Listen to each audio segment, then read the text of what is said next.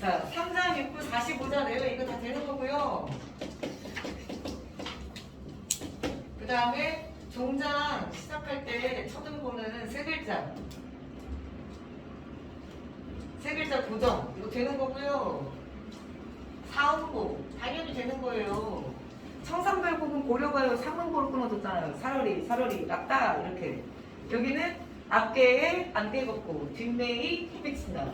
그래서 기본적으로 그걸 모르는 친구들이 아까 문제 6번 헷갈려 하는 것 같은데 헷갈릴 게 아닙니다. 3음보 아니고 4음보예요. 시조잖아요.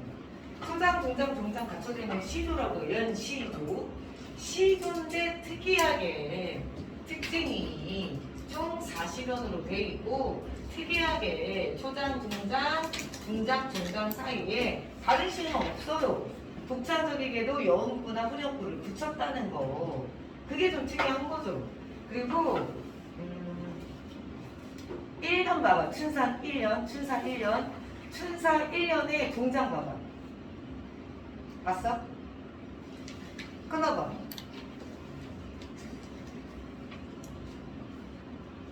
강촌 온갖 꽃이 먼 빛이 더욱 좋다. 끊어졌어? 끊어졌어. 사음보 확인했지? 근데 특이하게 여기 봐. 종장의 첫음보는 무조건 뭐지? 첫음보 세 글자여야 되는 거 아니야? 여기 몇 글자야? 네, 크게 있어요. 이 시는 특이하게 종장의 3음절 고정이 안 지켜진 경우도 있어요. 이게 좀 이 시에서 시조치고 특이한 거예요. 나머지는 다 시조의 특징을 갖고 있으니까 이때까지 했던 시조의 특징 그대로 외워져 있어야죠. 그래서 이거는 다 같은데 얘가 좀 다른 특징이 있어요. 그래서 종장인데 세 글자가 아니네? 라고 하는 부분이 있다는 거. 강촌 할 때 두 글자니까. 그게 좀 독특하다. 근데 나머지는 다 시조니까 기본적인 특징이 외워져 있어요. 맞아? 설명한다 그러면 1번은 5번 교훈 지워야지. 이거는 풍류야. 풍류. 자연 속에서 교훈이나 자연 속에서 학문시장을 안 하는 게 아니라 이 작가가 쓴 시는 풍류라고. 즐기는 걸 목적으로. 그 다음에 2번의 답은 2번이죠. 요거는 안 어렵죠. 외워져 있으면 바로 나와야 되는 문제예요. 3번에 3번 4번에 1번 각주국어 몰랐으면 알아놓고 각주국어는 어리석은 사람이에요. 어리석은 사람. 나머지는 아까 선생님이 칠판에 쓰고 그대로 써있잖아요. 반사표음, 반표노항, 무라일체, 암분지족, 암빈낙도 지겹게 했습니다. 진짜 외울 만큼 외워져 있었어야 되는 게 맞다고 봐요. 그 다음에 뭐 서술형 넘어가고 그냥 6번 이제 얘기했죠? 답이 2번. 뭐가 헷갈리는지 모르겠지만 3음보는 틀린 거예요. 4음보입니다. 시도니까요. 7번 나오자마자 바로 나와요. 진짜 풍진, 부정원 이게 보였어야 돼. 부세니까 풍진, 인간, 인세, 사바, 하계. 우리 3인국에서 하계가 부정어였던 것처럼 할 때 아까 선생님이 말할 때 못 알아듣나 본데 그러면 안 되지. 외워야 돼요. 저거는 고3 때까지 까먹으면 안 돼요. 부정어라는 거 알고 있으면 문제 풀 때 되게 빨라요. 8번 장안을 돌아보니 국궐이 천리로다. 이때 국궐은 임금님 계신 곳. 천리라는 건 심리적인 거리. 어주에 누워있는들 잊어버린 적이 있었겠는가. 주니까 아까 주자가 내가 아까 얘기했지? 배주자. 배 위에 앉아있더라도 잊을 수가 있었겠는가. 두어라 내시름 아니라 제세연이 없겠는가. 이때 제세연은 세상을 구할 사람. 어부가 시험에 잘 나온다고 솔직히 평상시에 반복 많이 했던 시예요. 어부가 산수국 다 나오잖아. 기본적으로 우리가 공부가 이제 정규 수업 들을 때마다 반복적으로 했었어야 되는 시인데 만약에 몰랐으면 어부가 이 형보의 어부가의 맨 마지막 장면은요.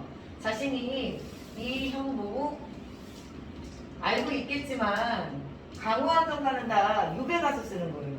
윤선도도 유배지에서 쓴 겁니다.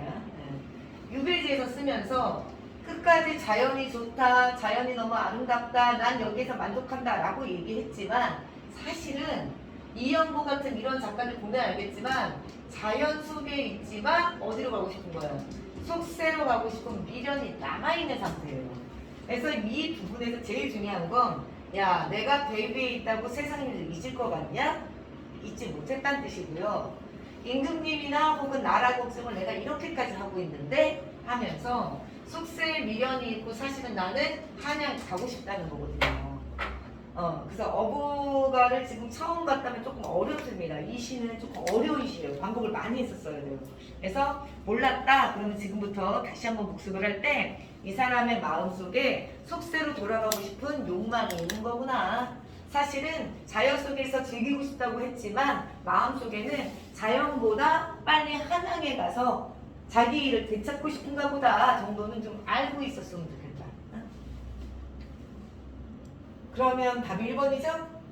윤선도는 처음에는 만행이라는 작품이 있는데 아까 얘기했듯이 처음에는 작품 속에 속세의 미련을 드러냈어요. 근데 어부단가는요 단 한 줄도 속세에 대한 얘기를 긍정적으로 쓰지 않았어요. 자연에 대한 미련, 자연에 대한 만족감이 가득 찼고 이제는 돌아가고 싶지 않은 거예요. 실제로 윤선도 이 어부사시가를 쓴 윤선도는 유일합니다. 임금님이 유배지에서 이제 그만 한양으로 돌아오거라 라고 했을 때 돌아가지 않은 유일한 사람이에요. 그냥 저는 여기서 죽겠습니다. 저 이제 한양 안 갈래요 하고 속세하고 단절하고 자연 속에 살다가 죽습니다. 그래서 속세의 미련은 없어요. 8번 문제 몰랐다. 중요한 문제예요. 여러분들이 배경 지식이 있었어야 된다. 여러분들이 이제 1학년 아니고 2학년이야. 이 정도는 풀었어야 돼요. 자, 나머지는 여러분들이 이제 밀선 정리 같은 거 외우고 221쪽 작품 너머를 보자. 작품 너머로 가를 볼게요.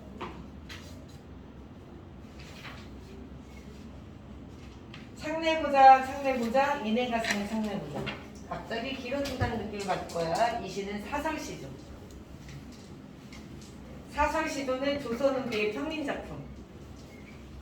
다른 시들보다 풍자와 해악이 돋보이고 풍자해악 양반문학보다 훨씬 더 진솔하고 솔직해요. 구조는 우리 청산별국에서 했던 AAPA 구조가 보이네요. 특이한 설정을 하고 있는데 내 마음에 창을 내고 싶대요. 가능해요? 불가능하죠? 불가능한 상황을 설정하고 있어요.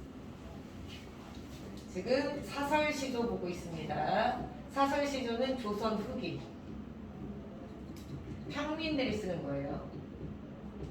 그리고 이 사설시조 읽을 때 여러분들이 조금 더 신경 써야 될 게 사설시조는 어휘 같은 거 물어보면 실수 많아요. 그래서 해석이 되는지 다시 한번 꼭 꼼꼼하게 해서 준비했으면 좋겠고 왜 사설시조라고 부르냐면 초장, 중장, 동장이 원래 4음보의 규칙이고 45자 정도로 되어 있는 게 평시조의 특징이라고 했잖아 아까. 근데 이 시는 읽어보면 알겠지만 중장이 꽤 길어요. 그래서 초장이나 중장, 중장이나 종장 이런 식으로 어느 부분이 4음보 이상으로 길어집니다. 그걸 우리가 사설시조라고 보는데 이 시 같은 경우는 창내보자, 이내 가슴에 창내보자. 1년 같은 경우는 4음으로, 초장 같은 경우는 4음으로 끊어지니까 나쁘지 않은데 중장은 절대로 4음으로 못 끊겠죠. 여기가 길어졌네요. 고모장지, 세살장지, 들장지, 열장지 여기까지 끊으면 이 문의 종류를 열거한 거고요. 암돌적이, 수돌적이, 배목걸쇠 이거는 이제 문에 가는 그 문 고리를 또 열거했고요. 크나큰 장도리로, 장도리는 망치 생각하면 되고요. 뚝딱, 아까 할 때 뚝딱 밑줄 긋고 음성 상징. 이내 가슴에 창내보자. 한 번 더. 처음에 시작할 때 A, A, B, A 구조. 창내보자. 반복했던 말이 창문을 내고 싶다는 얘기인데 창문을 내 마음에다가 단다고 했으니까 불가능한 상황을 설정해요. 이거를 우리가 기발한 발상, 창의적인 발상 뭐 이런 식으로 선택지 만들 수 있고요. 그리고 반복을 많이 했잖아요. 반복을 많이. 이렇게 반복을 많이 해서 답답한 정서가 부각돼요. 얼마나 답답하면 저럴까? 이렇게. 그리고 중장 부분이 길어졌을 때 사설시조인데 중장에 고무장지, 새살장지, 들장지 할 때 문의 종류 같은 거 나열, 열거하고 있고요. 그 다음에 문 고리 같은 것도 열거하고 있고요. 그리고 중간에 장도리로 뚝딱 박아 할 때 풍성상도도 쓰고 있고요. 그리고 이내 가슴에 창내보자 다시 한번 반복하고 있어요. 그래서 반복이 꽤나 많아서 답답한 거죠. 열거법이 많아서 나열되는데 이 열거가 많은 부분은 뭐라고 낼 수 있냐면 다소 수다스러운 표현.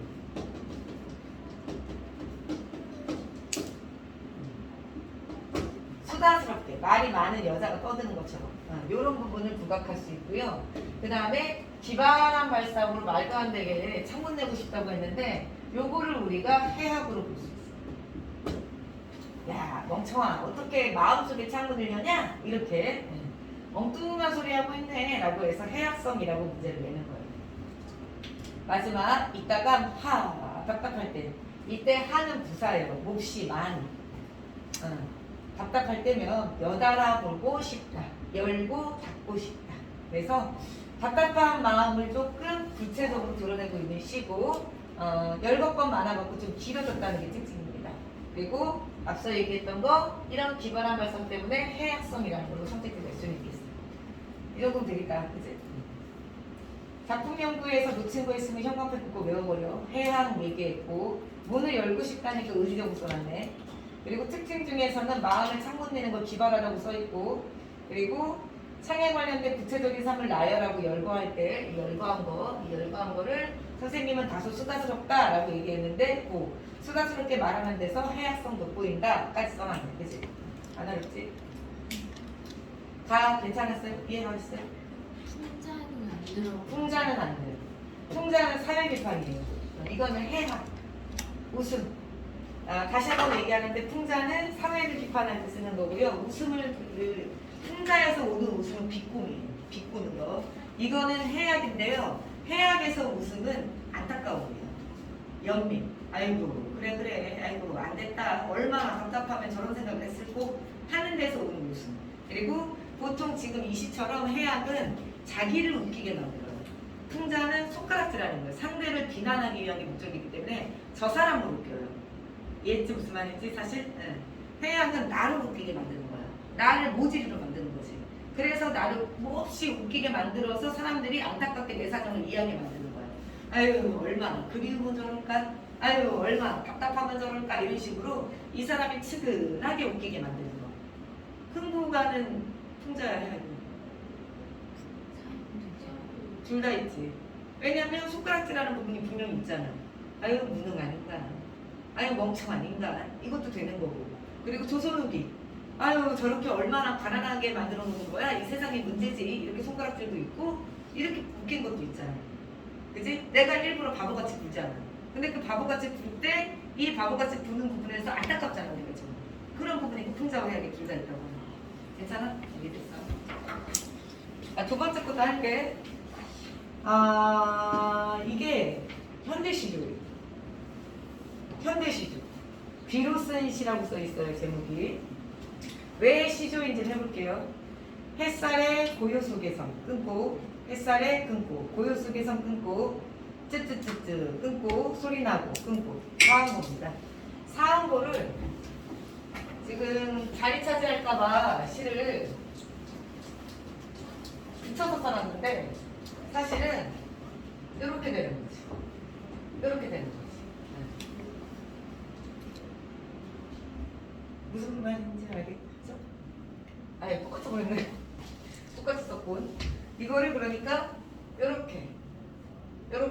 예. 그러니까 다시 말하면 얘가 이렇게 이음부, 이렇게 이음부 해서 여기가 초장. 알겠죠? 네. 그래서 이 시는 뭐라고 쓰는 거냐면 아까 우리가 봤던 시들은 다 장별배행. 초장, 중장, 중장으로 장명이 돼. 그런데 지금부터 보게 되는 현대시조는 이음부, 이음부를 따로 떼가지고 초장. 마찬가지 이음부, 이음부를 따로 떼가지고 또 중장. 이런 식으로 구성한 거거든. 그래서 이 시를 뭐라 부르냐? 구별배행. 달라요. 아까 선생님이 초장, 중장, 동장 얘기하고 6부 얘기할 때 알아들었냐? 6부? 어? 6부라고 하는 게 니네가 영어 시간에 하는 그 구하고 똑같아. 말이 되는 덩어리를 2개씩 묶어가지고 이렇게 6덩어리가 나오거든 원래. 초장, 중장, 중장으로 하면. 근데 지금 보고 있는 시는 요거를 하나씩 떼놨다는 거예요. 이렇게. 이해했지? 그래서 이거를 구별배행. 장별배행이 아니라 구별배행이니까 배행. 행 배열은 좀 다르게 했지만 읽어보면 알겠지만 3장 6구 45자 내외가 맞아. 그러니까 시조는 시조지. 배행을 좀 자유롭게 했을 뿐. 자, 시조라는 거 알아들었지? 구별배행 안 어렵다. 그럼 계속. 햇살의 고요 속에서. 햇살이 고요하니까 아무 소리를 안 내. 햇살의 고요 속에서 쯔쯔쯔쯔쯔 소리가 나는 것 같아. 햇살에서 쯔쯔쯔쯔쯔 같은 소리가 나는 것 같아. 네. 소리가 소리.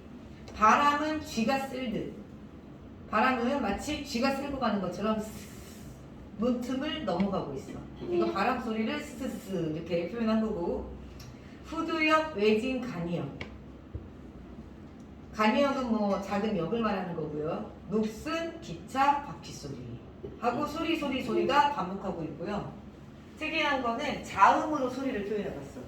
쌍지오, 쌍지오, 쌍지오, 시오, 시오, 시오스로 햇빛 소리나 바람 소리를 자기가 좀 창의적으로 쓴 거예요. 그리고 마지막에 끝날 때 간이역에서 뭔가 아무도 없는 것 같고 빈 간이역에서 그냥 철길에 지나가는 소리 같은 게 들리는 것 같아서 마지막까지 아무도 없는 고요를 표현하고 싶으셨던 것 같은데 이 고요는 외로움이에요. 그래서 화자가 너무 쓸쓸하다라는 그런 표현을 하고 싶어서 햇살에서도 소리, 바람에서도 소리, 이 외진 간이역에서 소리. 반복되는 소리라는 청각적 이미지를 활용해서 외로운 감정을 드러내고 싶었다. 특이한 거는 시조다. 시조를 구별배행하니까 다른 시처럼 이렇게 시조스러운 느낌을 좀 여러분들이 좀 덜 느끼게 된 거지. 어려운 건 없는데 밑에 보면 이승은 귀로 쓴 시, 거기 써있죠? 현대시조고요. 성격이 감각적인 건 여기 청각, 시각 따위가 느껴지니까. 그리고 주제, 귀로 감지한 세상이라는 거예요. 귀로 감지한. 그래서 햇빛 소리라든가 바람 소리 같은 걸 표현했다. 그 특징에서 1번 이해했죠? 자음으로 소리 표현한 거. 쯔쯔쯔쯔 스스스. 그리고 2번 외로움. 외로움을 그 기차 바퀴 소리라든가 바람 소리 같은 걸 표현했으니까. 그리고 시각과 청각, 아까 얘기한 것처럼 시각과 청각을 표현했다. 여기에서 시각을 청각으로 치환했다가 어딘 줄 알겠니? 어디가 시각을 청각으로 치환한 거야? 간이역. 그치. 간이역에서 소리가 날 수 있지. 기차 바퀴 소리. 햇살 소리지, 햇살 소리. 햇살은 우리 보기만 하는 시각이잖아. 진짜 햇살에서 소리 들어봤어? 안 되잖아. 거기가 이제 이해되겠어요? 그래서 이 부분 납득했는지 봅니다. 햇살의 고요는 공감각으로 볼 수 있어요. 햇살의 고요. 고요하니까 소리를 안 냈거든. 고요 자체가 청각으로 보기가 어려워. 그치? 고요는 아무 소리가 안 나는 거니까 걔를 청각으로 봐줘야 되는데 청각으로 보기는 어려워. 그래서 그거를 공감각으로는 문제 못 낼 것 같고, 아까 우리가 방금 얘기했던 시각을 청각으로 치환했다. 그거는 공감각으로 문제 삼을 수 있지. 실제로는 본 건데 들었다고 했습니다. 그치? 네. 그러니까 고요 자체는 소리가 안 난 거기 때문에 그걸 가지고 청각이다라고 표현하거든요. 또 괜찮아? 요거는 내용으로 내시거나 표현상의 특징으로 내기 좀 어려워. 만약에 이 시를 픽하면 현대시조니까 형식적인 어떤 자유로움 그 부분을 좀 비교하는 문제 정도 아니면 조금 아쉽지. 내용으로 내기에는 뭐 그렇게 좋게 말할 게 없어요. 표현상의 특징이라면 앞서 얘기한 것처럼 시각, 청각 치환하는 거, 그 다음에 쯔쯔쯔쯔 스스스 같은 자음 활용해가지고 새롭게 이렇게 표현해 보려고 했던 거, 요 정도 정리하면 되겠다. 됐어요? 이해됩니까? 그럼 쉽게 쓰여진 시 해봐요. 자, 쉽게 쓰여진 시는 윤동주 작품이고 많이 봤던 작품이라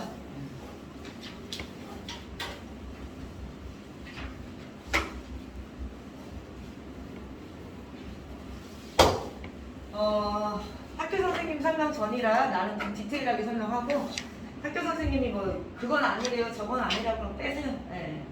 좀 여기를 선생님들이 조금 다르게 수업하기도 하는 것 같아서 일단 기본적으로 조금 설명을 해볼게요.